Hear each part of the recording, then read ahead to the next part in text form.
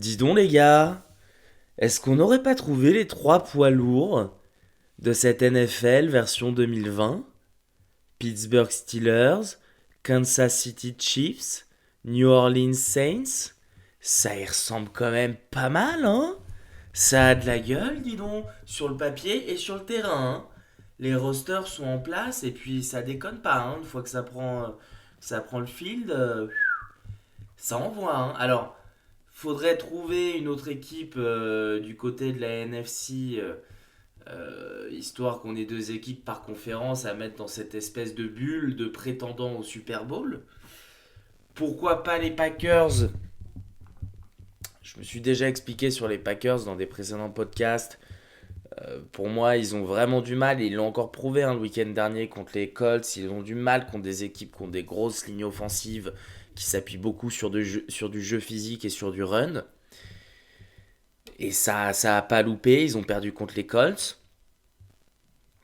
Pourquoi pas les Rams?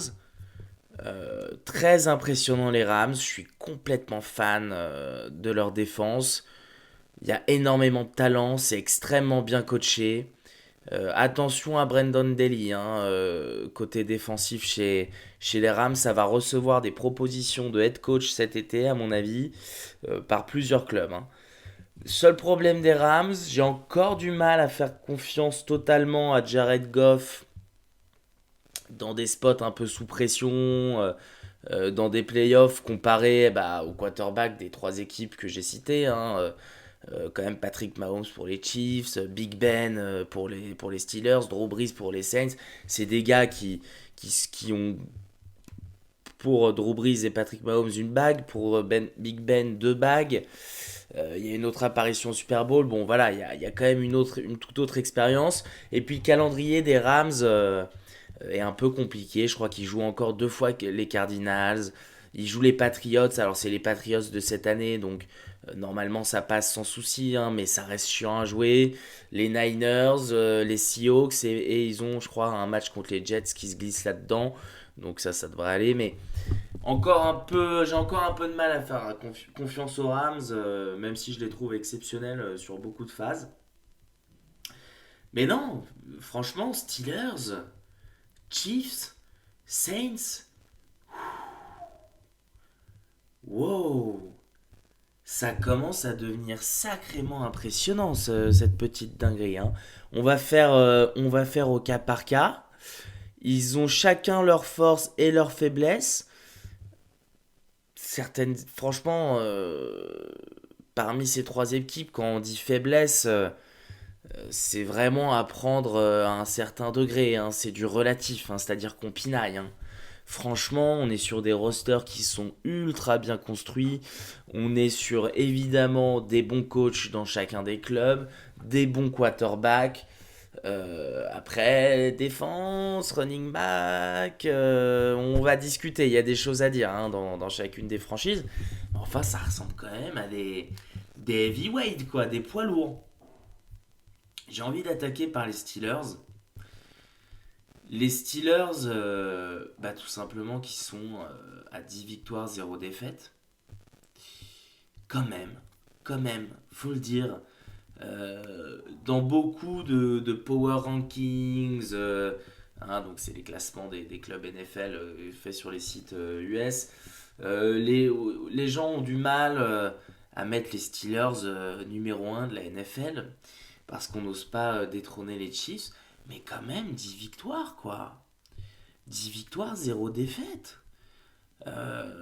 Alors, dans leur victoire, et c'est un peu le souci des Steelers, il n'y a pas que de la pépite. C'est-à-dire que je vous la fais en bref. Victoire contre les Giants, victoire contre les Broncos, victoire contre les Texans, victoire contre les Eagles. Ça, c'est leurs quatre premiers matchs. Autant vous dire que c'est plus que logique qu'ils aient gagné contre ces quatre équipes. Qui, en plus de ça, les Giants ont fait un mauvais début de saison mais se sont améliorés. Les Broncos, un peu pareil. Ensuite, ils gagnent les Browns, les Titans, les Ravens, les Cowboys. Donc là, bon, bah, quand même, fallait le faire. Ils font le taf. Face aux Titans, ça s'est joué à rien, hein. Ça s'est joué à rien, hein. 27-24. Il me semble qu'il y a un field goal raté de Gostkowski, l'ancien kicker des Patriots qui maintenant kick pour les Titans de Tennessee. Donc ça s'est joué à rien. Une belle victoire contre les Ravens. Bon, les Cowboys, victoire étriquée sans surprise. C'est aussi ça qui est un peu étrange avec les Steelers.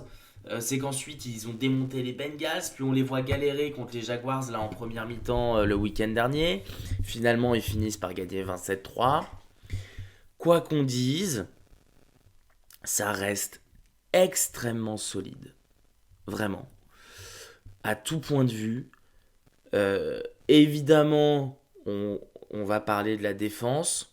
J'ai envie de commencer par l'attaque, de garder le meilleur pour la fin. Cette défense des Steelers qui est incroyable.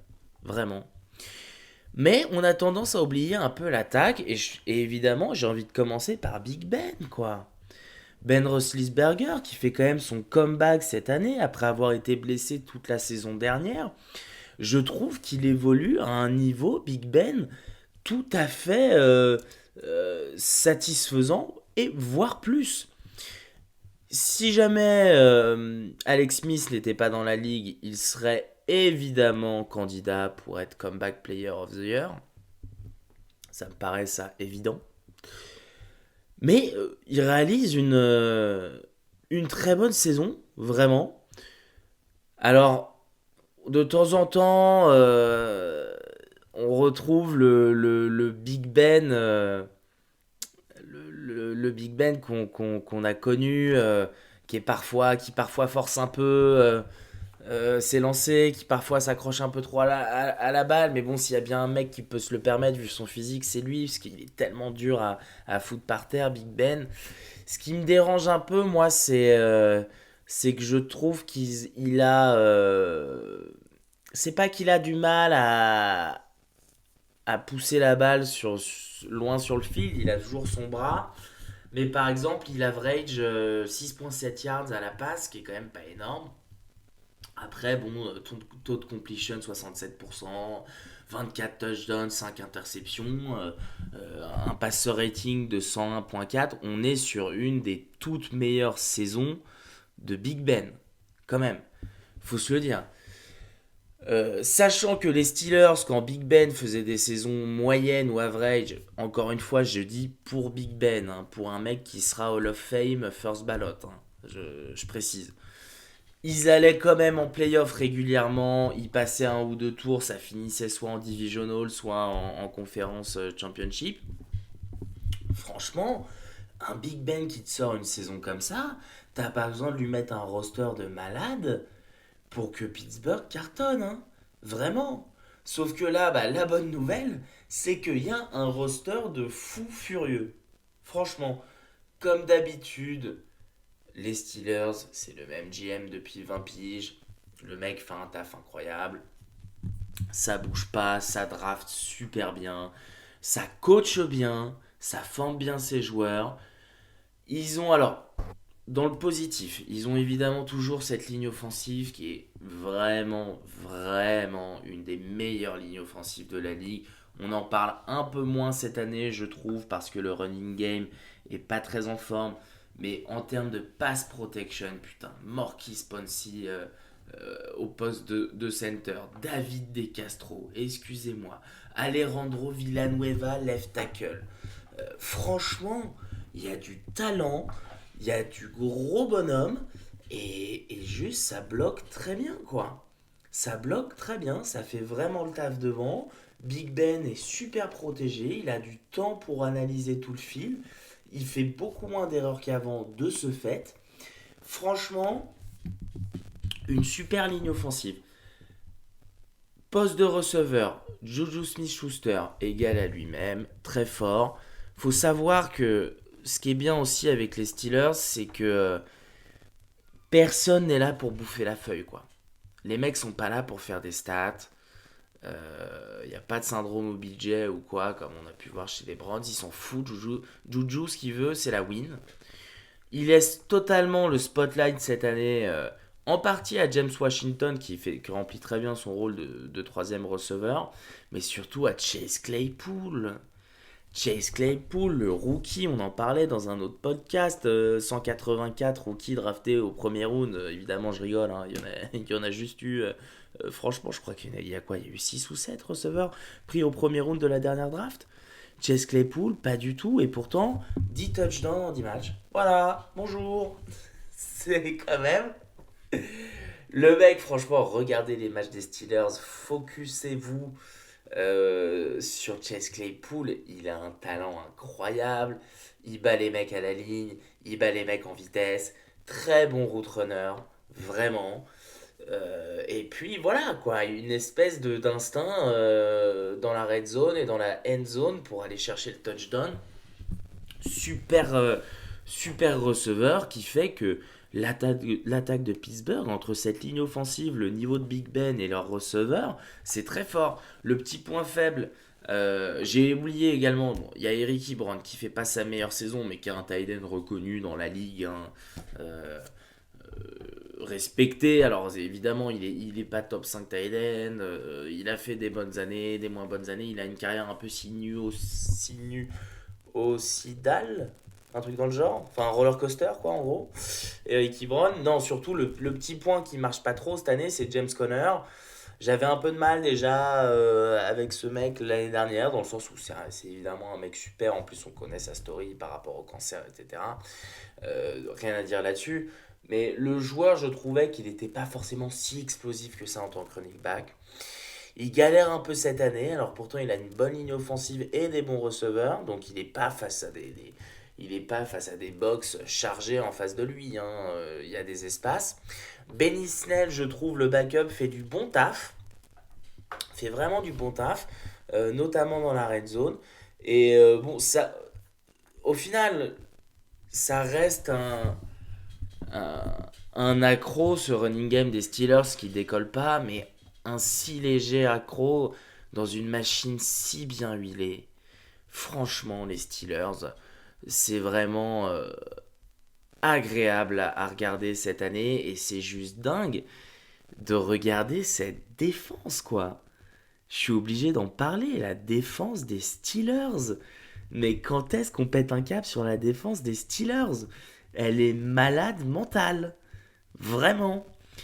Stephen Tweet qui fait un taf là-dedans. Oh, ils font un taf. Alors, ils jouent en 3-4. Hein, donc, 3, trois mecs dans la ligne défensive, 4 linebackers, sachant que dans leur linebacker, évidemment, il y a des rushers, hein, comme TJ Watt. Mais enfin, quand même, Stephen Tweed, Cameron Hayward, TJ Watt. Putain, rien que les trois pour aller chercher le quarterback, mais bonsoir, quoi. Franchement, tes quarterbacks des Ravens, par exemple, t'es Lamar, qui joue les Steelers ce week-end, mais tu sais que tu vas passer un sale quart d'heure, hein.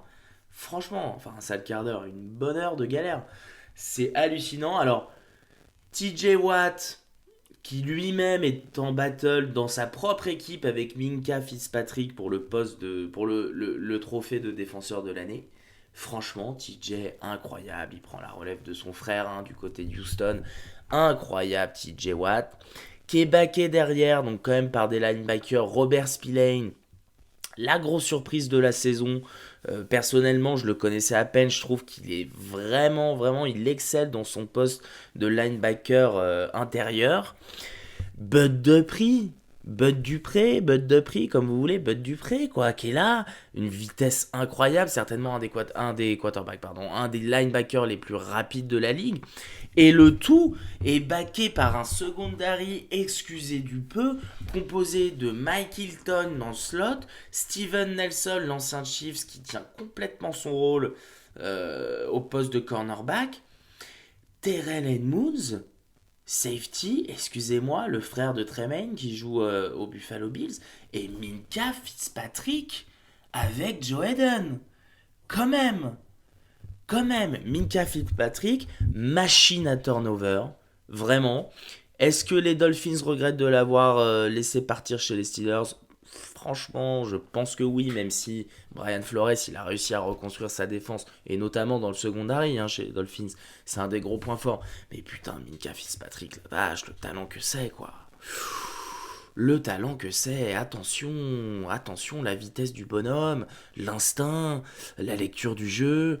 Il a tout, ce gars. Il a tout, ce gars. Et le bon vieux Joe Hayden, qui est là, en présence vétéran, à l'expérience, il a toujours sa vitesse, il fait le taf. Special Teams, t'as Chris Boswell qui kick, le mec est en fufu, tout va bien. Franchement, ce roster des Steelers, avec un Big Ben à son meilleur niveau à la baguette, des leaders en défense à tous les étages, donc c'est-à-dire ligne défensive, linebacker, secondary, t'as des leaders, t'as des vrais joueurs de talent. Et du côté de l'attaque, tu as une grosse ligne offensive. Et en gros, tu gagnes la guerre des tranchées quand tu es en attaque, tu gagnes la guerre des tranchées quand tu es en défense. Bonus, tu as des turnovers. Et bonus en attaque, tu as un quarterback à son top niveau et qui a à sa clientèle, entre guillemets, 3 receveurs de haut niveau. C'est très fort. C'est très très fort les Steelers, vraiment. Et j'ai pas peur de le dire, les Steelers peuvent, ça va être compliqué, mais peuvent nous claquer, pourquoi pas, une petite saison à 0 défaite. Il reste que 6 matchs. Rêvons un peu. Ils jouent les Ravens ce week-end. Ça va être compliqué. Les Ravens sont motivés. Ils jouent pour leur survie suite à la défaite du week-end dernier contre les Titans. Mais enfin, c'est que les Steelers à domicile, ils les ont dominés lors du premier match. La dynamique va plutôt vers une victoire des Steelers. Ensuite, ils ont donc Washington, les Bills, les Bengals, les Colts, les Browns. C'est pas évident, c'est pas le meilleur schedule, c'est pas le meilleur calendrier de la NFL. Franchement, quand t'as Ravens, Bills, Colts, Browns sur ton menu, c'est pas la folie. Donc, est-ce qu'ils vont finir à cette victoire 0 défaite? Probablement que non. Mais franchement, un petit 14-2 ou 13-3, mais ça peut complètement te choper le first seed dans la conférence AFC, et du coup choper sa semaine de repos. Et attention, hein, attention, je rappelle que le tout est quand même coaché par Mike Tomlin. S'il vous plaît, excusez du peu. On parle beaucoup de Brian Flores pour le poste de coach de l'année. Je trouve que Mike Tomlin fait un boulot. Franchement, dans une année Covid, c'est dingue hein, comme ça se voit les coachs là. Là, ça se voit, hein. Ah, là, il y a des différences qui se font sur le coaching, quoi. Franchement, Mike Tomlin, son équipe, il l'a tellement en main. Le groupe est soudé. Qu'est-ce que ça défend bien. Franchement, il y a des super plans de jeu. Enfin, c'est impressionnant. Franchement, les Steelers, très impressionnants. Je bifurque parce que ça fait déjà 17 minutes qu'on est sur les Steelers. Mais enfin, fallait quand même en parler. On parle de la dernière équipe invaincue en NFL. Excusez du peu. Les Chiefs. Les Chiefs, je vais passer rapidement. Donc, c'est l'équipe favorite de tout le monde, hein. C'est les favoris à leur propre succession en tant que champion Super Bowl. Les Chiefs, c'est pas comme les Steelers. Ils sont pas parfaits à tous les étages. L'intégration d'Edward Zeller, le running back, se passe extrêmement bien. La ligne offensive a été pas mal banged up, il y a eu beaucoup de blessures, ils ont dû faire step up Mike Remers, il y a Mitchell Schwartz qui est sur la l'injured reserve, donc le IR, c'est là où on place les joueurs quand ils sont blessés pour pouvoir ensuite les rappeler. Mitchell Schwartz donc, qui a été blessé, Kelechi Osemele qui a été blessé aussi, Austin Ritter, ils ont fait un changement de center pour Daniel Kilgore. Enfin bref, elle a beaucoup bougé cette ligne offensive. Je trouve qu'on ne le mentionne pas assez. Le fait que les Chiefs soient à 9 victoires, une défaite avec une ligne offensive qui bouge comme ça de semaine en semaine, pour moi, ça veut vraiment dire que cette équipe est très très forte. C'est quand même un signe. Je veux dire, ligne offensive, c'est le truc où tu pries chaque année pour qu'il n'y ait pas de blessure, parce que t'as pas envie de casser la coordination et la cohésion qu'il y a entre les 5 mecs qui protègent ton quarterback. Bon, bah chez les Chiefs, c'est le bordel depuis le début de l'année. Il y a des retours de blessures qui vont arriver, hein. Ils vont récupérer Rankin, qui peut jouer guards. Ils vont récupérer Mitchell Schwartz, bien sûr. Mais enfin, ça a pas mal bougé. Évidemment, bah, la meilleure attaque de la ligue, hein, je crois que ça va sans dire. Travis Kelce. Oh là là là. Travis Kelce, quoi. Travis Kelce. La saison de Travis Kelce, qui évidemment sera First Team All Pro. Franchement. qui est sur les bases pour péter le record de yards à la réception par un tight end. Record qu'il a eu pendant 10 minutes avant de se le faire péter par George Kittle il y a 2 saisons. Travis Kelce qui, mine de rien, est-ce qu'il n'est pas dans la conversation du joueur offensif de l'année? C'est exceptionnel ce qu'il fait. Alors la conversation du meilleur tight end de la ligue, je pense qu'il a réglé le souci, hein. Et alors, j'entends évidemment les fans des Niners, oui, mais c'est pas un bon bloqueur. Ça va, ça va. Il y va au charbon, Travis Kelce. C'est pas un aussi bon bloqueur que George Kittle, c'est clair. C'est clair, c'est pas sa tasse de thé. Il est plus receveur que tight end entre guillemets. Mais putain, qu'est-ce qu'il est précieux. Oh, qu'est-ce qu'il comprend bien le jeu. Il est arrivé à une espèce de maturité physique, mentale, leadership, de la décontraction du gars, quoi, sur ce dernier drive des Chiefs pour aller chercher la gagne contre les Raiders. Et il lit parfaitement le coverage. Enfin, il a atteint un niveau de grand malade. Évidemment, à côté de lui, Tyreek Hill, un des tout meilleurs receveurs de la ligue. On parle souvent de Tyreek Hill, d'ailleurs, on mentionne quasiment uniquement la vitesse de Tyreek Hill. Oui, c'est un mec qui aurait pu être au JO en vitesse. D'ailleurs, il avait claqué un énorme temps sur 200 mètres. Un truc en dessous des 20 secondes quand même. Donc les fans d'athlétisme sauront reconnaître la valeur de cette perf. Mais à un moment donné, Tyreek Hill, c'est aussi un excellent route runner, quoi. C'est un excellent receveur. De toute façon, tu ne peux pas être un bon receveur juste avec ta vitesse. Sinon, John Ross des Bengals serait MVP chaque année. J'exagère à peine, mais tu vois, je veux dire, Tyreek Hill, c'est pas juste un speedster. C'est un mec qui est crafty, qui a toutes les routes dans son arbre, qui peut toutes les employer à tout moment. Vraiment, c'est un très bon receveur, ultra complet, très bon sur les high balls, bizarrement malgré sa taille. Il a un jump de malade. Dans les catchs contestés, il est toujours présent. Il arrive souvent à ramener la balle avec lui. Il est vraiment à un niveau exceptionnel. Alors, on a Sammy Watkins qui est pas mal blessé. Je pense que les Chiefs le préservent un peu pour le playoff run. Mais enfin, en attaque, tout va bien. Inutile de préciser que le mec qui dirige tout ça s'appelle Patrick Mahomes, qu'il est donc MVP saison régulière, MVP du Super Bowl et qu'il est franchement dans la course pour être MVP encore cette année de saison régulière. Franchement. Saison all-time, je crois qu'il est à 27 touchdowns, un truc dans le genre, 2 interceptions. Il est incroyable, il est clutch quand il le faut. Qu'est-ce qu'il est clutch. Et puis il sait tout faire, quoi. Voilà. Il sait tout faire, il sait lancer toutes les balles, de n'importe quelle plateforme, en courant vers la gauche, en courant vers la droite, backpedal, il sait tout faire. Il sait tout faire, c'est Pat Mahomes. Voilà.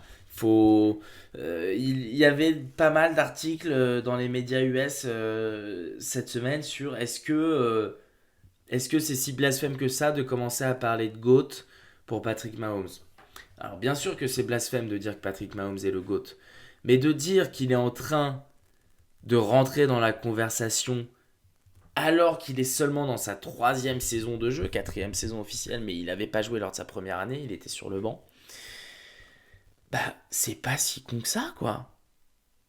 Enfin, ça se tient, le mec, il a déjà un Super Bowl, il a déjà un titre de MVP, il est en train de péter tous les records. Franchement, vous regardez tous les records NFL, premier mec à 100 touchdowns, le plus rapidement à 100 touchdowns, Patrick Mahomes, le plus grand nombre de yards au bout de 40 matchs, Patrick Mahomes, etc., etc., etc. Patrick Mahomes partout. Il y a un record à péter, en gros Patrick Mahomes, soit il l'a pété, soit il va le péter incessamment sous peu, soit il est complètement dans les cordes pour le péter d'ici quelques années. C'est un peu ça le délire. Donc les Chiefs sont énormes. Il y a un gros problème. Il y a un gros problème en défense quand même en ce moment. Le problème des Chiefs, c'est cette absence de pass rush. Absence de pass rush totale, alors qu'ils ont foutu la blinde à Chris Jones, ils ont foutu le camion de bifton à Frank Clark, il n'y a pas de pass rush, ou alors très inconsistant. Ce qui fait que le secondary a du mal à garder les mecs sous coverage longtemps. Il y a pas mal de pénalités qui tombent, hein, même ils sont talentueux derrière. Hein. Bashot Brilland, Juan Tornil, Tyrann Mathieu, Charvarius Ward même. Il y a du talent derrière, hein, mais toujours le même concept. S'ils doivent couvrir des receveurs NFL pendant 6, 7, 8 secondes, c'est trop. C'est trop. Donc ça finit en pénalité, un petit holding, une petite passe interférence. Voilà.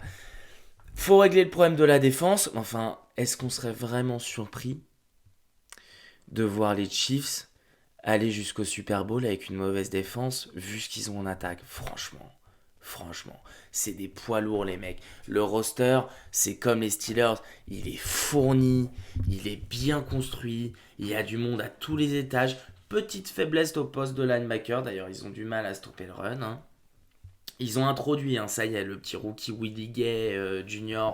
Ils l'ont introduit là ce week-end, le week-end dernier contre les Raiders. Des faiblesses en défense, mais enfin c'était la même chanson l'année dernière. Et puis Steve Spagnuolo a trouvé comment coacher cette défense et ils les ont emmenés sur un run, un playoff run où la défense a été exceptionnelle.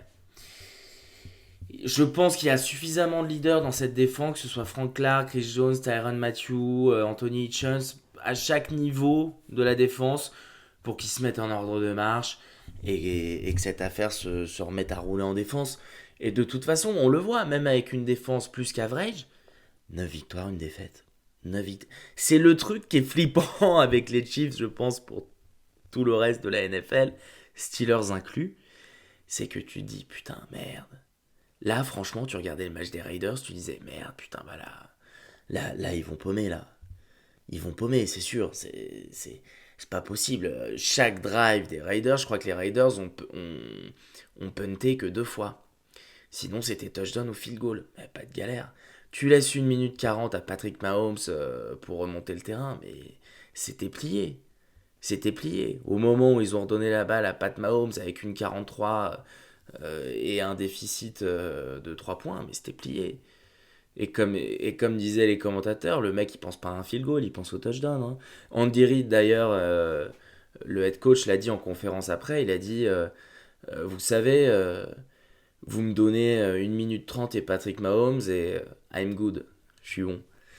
Donc voilà quoi, c'est ça aussi le truc. Hein. C'est que les Steelers, ils ont un roster incroyable à tous les étages.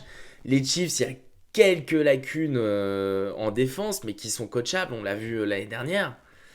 L'attaque est folie, et puis bah t'as Patrick Mahomes, et à un moment donné, c'est comme en basket, quand t'as LeBron James, bah ça fait une différence quoi. Ça fait une différence, t'as le meilleur joueur de la ligue dans ton équipe, donc forcément il te sort de situations improbables, il te renverse des victoires, enfin c'est incroyable quoi. Enfin, on va finir avec les Saints. Je voulais juste dire un petit mot sur les Saints. On va pas non plus faire 1 heure sur les Saints. On s'est pas mal attardé sur eux la semaine dernière. Et juste dire quand même quelque chose. Taysom Hill, Sean Payton qui pose les baloches on the table. Choix ultra risqué, on en avait parlé, franchement. Choix ultra risqué, pardon. Taysom Hill, donc commence son match contre les Falcons. Franchement, j'ai eu très peur au début. Des mauvais lancers. À un moment donné, il y a une deep ball, elle est courte de 15 yards. Je me dis, oh là là là là, putain, mon Dieu, en fait, il a pas de passe. C'est pas du tout un quarterback, ça va pas le faire. Oh là là, il y avait quelques mauvais lancers. Juste, en fait, il s'avère que le gars était juste pas tout à fait en confiance. Il devait être un peu stressé. Mais derrière, excusez-moi, le match qui sort, quoi. Franchement, Taysom Hill. Un truc du genre 18, 18 pour 23. Donc 18 completion pour 23 lancers tentés. Excusez du peu. 233 yards. Plus 50 yards au run. Il se fait sac 3 fois. Bon, ça arrive chez un mec qui débute. Mais 10,1 yards de moyenne à la passe. Attention, Sean Payton l'a parfaitement managé. 23 lancés, je crois que tout est dit, hein, voilà. Seulement 23 lancés. Parfaitement managé. Il s'est énormément appuyé sur Michael Thomas. On l'avait dit dans le podcast la semaine dernière, on avait dit les Saints ne laisseront pas tomber leur quarterback, que ce soit Winston ou Taysom Hill. L'équipe, le roster est trop fort et trop bien construit pour que le mec se casse la gueule. Et bah, mieux que pas se casser la gueule, il a fait un super match. Les Saints ont complètement dominé les Falcons. Sean Payton y est allé de son petit retweet d'un tweet de Roddy White, l'ex-receveur des Falcons, pour les anciens qui se souviennent, qui avait tweeté avant le match un truc du genre trop cool, Sean Payton envoie Taysom Hill contre nous, on va les défoncer, on va les bouffer. Et Sean Payton qui a retweet ça après la victoire. Tu sens que le gars, bon, c'est Sean Payton, hein, tu sens qu'il a un petit ego, tu sens que, bon, le côté je mets Taysom Hill, on l'avait dit dans le podcast, c'était aussi, il y avait un petit côté, je suis Sean Payton, je suis un génie offensif, bien sûr que si je mets Taysom Hill starter, ça va marcher, t'inquiète pas. Et ça a cartonné. Michael Thomas s'est régalé, il s'est appuyé sur un des meilleurs, si ce n'est le meilleur receveur de la ligue, et ça a cartonné. Et pourquoi je fais un podcast sur les poids lourds de la NFL? Parce que franchement, les Steelers, 10 victoires, 0 défaites, ça commence à se voir. Ça commence à se voir que l'équipe, elle a juste pas de défaut, à part le poste de running back et encore. Les Chiefs, 9 victoires, 1 défaite, ça commence à se voir.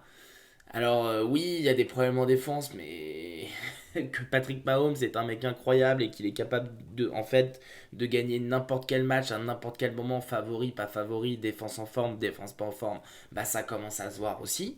Et que le roster des Saints, on en a parlé la semaine dernière, est extrêmement bien construit avec une défense de grand malade qui a encore été exceptionnelle ce week-end.